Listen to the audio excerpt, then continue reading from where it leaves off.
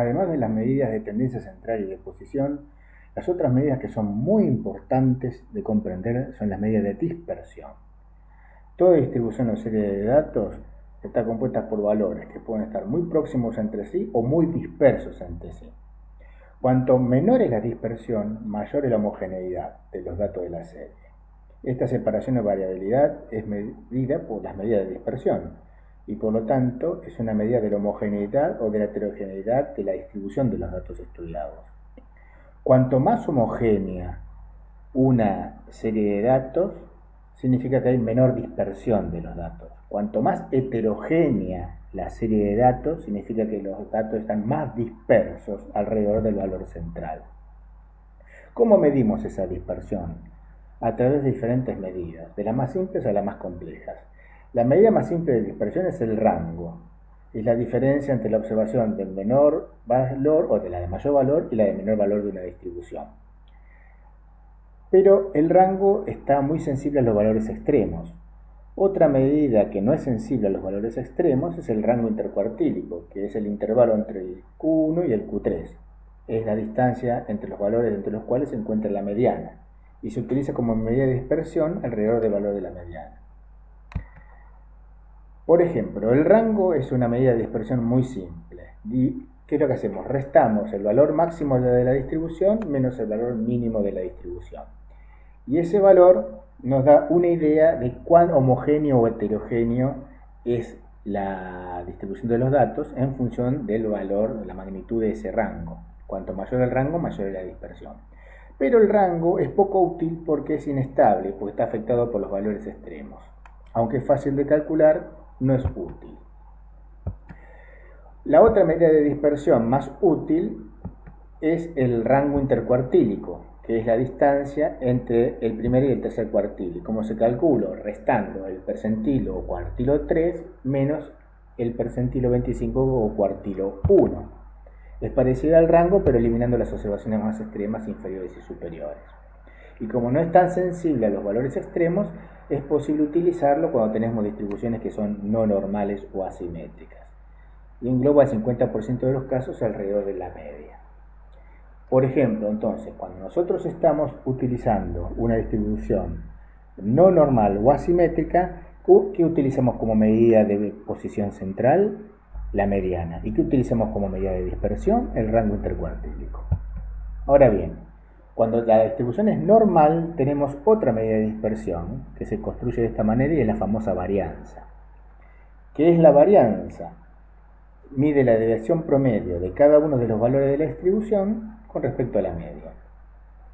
Este es el fórmula o cociente, no nos vamos a preocupar cómo es la fórmula. Lo importante es que la varianza nos mide la dispersión de los valores alrededor de la media en una distribución normal. Pero como la varianza es un valor decimal,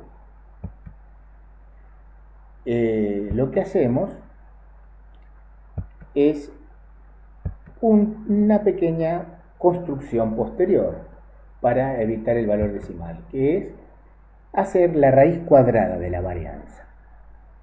Y entonces, esta raíz cuadrada de la varianza es lo que se llama famoso desvío estándar, que mide la dispersión de los datos alrededor de la media aritmética. Y es apropiado para medir la dispersión en las distribuciones que son simétricas o lo que se llama también distribución normal. Y es un dato esencial, y es muy importante esta cuestión, es un dato fundamental que se utiliza para calcular lo que se llama el desvío, el intervalo de confianza. O sea, recuerden, el desvío estándar es la medida de dispersión en el universo y el equivalente en una muestra normal se denomina error estándar, aunque la fórmula es la misma. Para entender esto vamos a hacer este ejemplo que creo que es lo más práctico. Acá tengo tres distribuciones, tres sets de datos. La distribución A, la distribución B y la distribución C. Fíjense en cada una de las distribuciones de datos cómo se posicionan los valores alrededor del valor central. Las tres distribuciones tienen el mismo promedio aritmético o media, 15,5. Pero a pesar de que tienen el mismo promedio, díganme ustedes cuál es la distribución de datos más homogénea y cuál es la distribución de datos más heterogénea en función de la dispersión alrededor del valor central. Sí, ¿no? La distribución más homogénea es la B, que tiene los datos más cercanos y menos dispersos al valor central. La segunda serie de datos en dispersión es la A y la mayor dispersión se ve en el C de datos C. Y fíjense cómo se refleja esto en el desvío estándar. Vean el desvío estándar de la muestra más homogénea, 0,9. Vean el desvío estándar de la distribución que tiene una dispersión intermedia, 3,3. Y vean el desvío estándar de la distribución más heterogénea. Entonces, ¿qué es lo que buscamos nosotros en una muestra? La menor dispersión posible.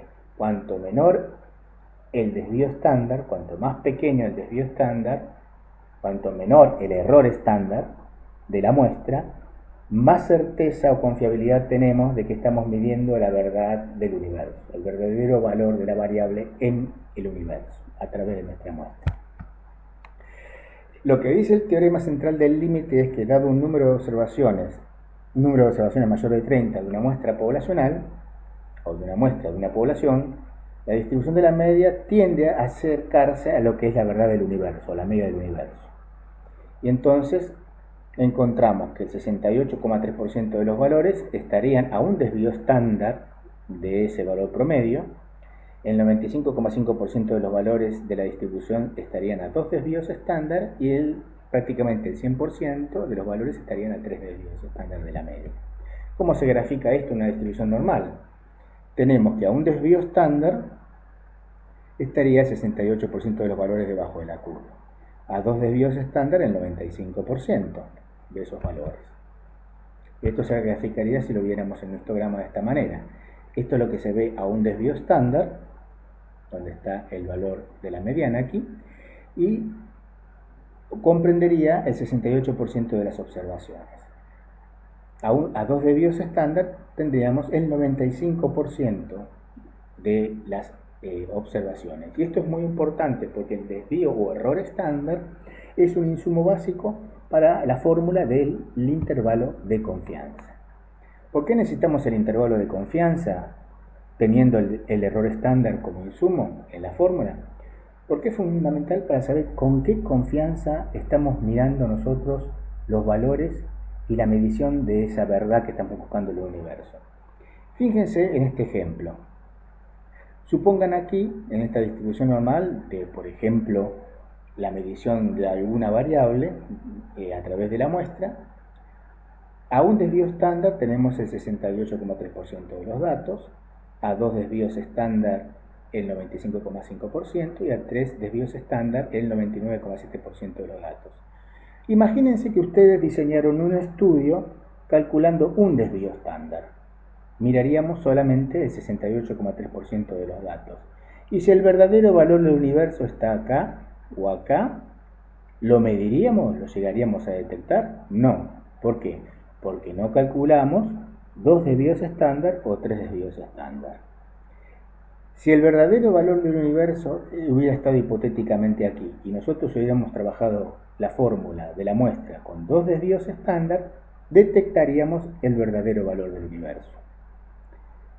Por eso, ¿cuál era el intervalo de confianza más elevado? El que contiene 3 desvíos estándar, el 99,7% de la observación de los datos. Entonces, cuando se trabaja con datos muestrales, la mayor parte de las veces, el valor estimado no será exactamente igual al valor verdadero. Nosotros queremos acercarnos al verdadero valor del universo, que generalmente es desconocido. Y para tener una idea de cuán preciso es nuestro valor respecto al verdadero valor hipotético, calculamos los intervalos de confianza, que nos da una serie de valores plausibles cercanos a ese valor verdadero. ¿Y con qué confianza? Con una confianza del 90% sería trabajar con un desvío estándar. Con una confianza del 95% sería trabajar con 2 desvíos estándar. Y una confianza del 99% sería trabajar con 3 desvíos estándar. Habitualmente ustedes lo que van a leer en la literatura son los estudios con un intervalo de confianza del 95%. Un intervalo de confianza del 95% nos dice que con una probabilidad del 95%, o sea, de cada 100 veces que repetimos el estudio, en 95 de las 100, el verdadero valor de la variable que estamos estudiando estaría contenido dentro de dicho intervalo. Cuanto mayor es la confianza deseada, mayor la probabilidad incluida en el intervalo. Vamos a este ejemplo. Supongamos que yo no conozco la altura promedio de la población femenina residente en la ciudad de Buenos Aires. Como tomé una muestra con dos desvíos estándar, voy a tener un intervalo de confianza del 95% de encontrar el verdadero valor de la altura promedio femenina en la ciudad de Buenos Aires. Tomé una muestra de 100 mujeres, calculada con dos desvíos estándar, que me dio un promedio de 161 centímetros. Este podría ser el verdadero valor de la altura promedio de las mujeres en la ciudad de Buenos Aires, pero calculando el intervalo de confianza me dio un valor inferior de 157,08 y un valor superior del intervalo de 164,92. ¿Cómo interpreto esto? Esto quiere decir que con un 95% de confianza asumiría que la verdadera altura promedio de la población femenina de la ciudad podría ser 161 centímetros o algún valor entre 157 y 164 centímetros. Dicho de otra manera, de cada 100 veces que repitiera el estudio, en 95 de las 100, el verdadero valor de la altura promedio femenina de la ciudad estaría entre estos valores, muy cercanos a este valor que yo calculé en la media de la muestra. Significa que cuanto más estrecho el intervalo de confianza, menor dispersión, más homogeneidad de la muestra. Y aquí tiene otro ejemplo. Se estimó en base a una muestra del 95% que el gasto promedio mensual en medicamentos de los núcleos familiares de cierta comunidad ascendía a 325 pesos. Podría ser verdad, pero con el intervalo de confianza tengo 95% de confianza de que el verdadero valor de ese gasto podría ser 325 o algún valor entre 310 y 340 pesos. Esta cuestión del intervalo de confianza es crítica y ustedes lo van a leer en toda la literatura cada vez que vean la estimación de una media, de una mediana o de, por ejemplo, tasas o proporciones, como veremos más adelante.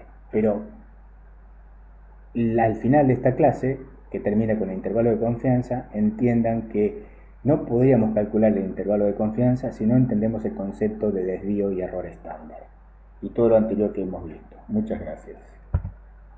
Y aquí les dejo cuáles serían los errores de interpretación o falsas afirmaciones del intervalo de confianza. Les repito, interpretar el intervalo de confianza sería decir que si trabajo con un intervalo de confianza del 95%, están involucrados dos desvíos estándares.